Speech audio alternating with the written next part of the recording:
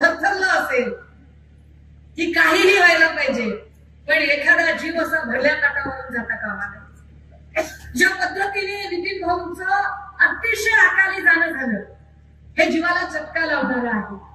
हे आपल्या सगळ्यांना हुरहुर लावणारं आहे.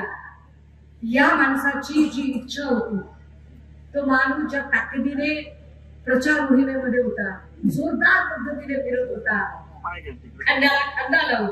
मला येताना प्रवीण भाऊंनी काही रील्स दाखवले रॅलीचे, काही प्रचाराचे, की ज्याच्यामध्ये नितीन भाऊ त्यांच्या सोबत त्यांच्या बरोबरीने चालत आहे. अगदी जोशात आणि ताकदीने तो घोषणा देत आहे.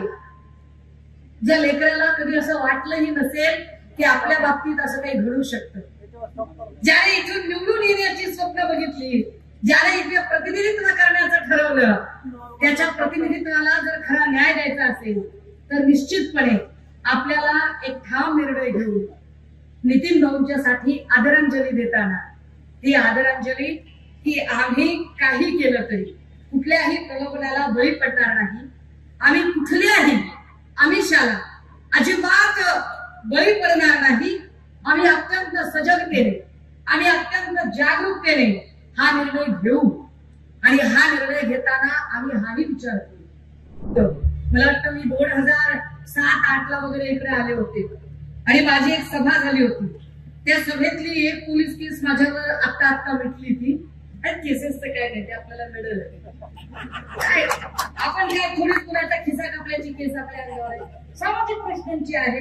थोडी शिवसैनिकांना म्हणजे वाया गेलेली केस होण्यापेक्षा अंगावर पडलेली केस कधी पण चांगलीच आहे. काय त्याला काय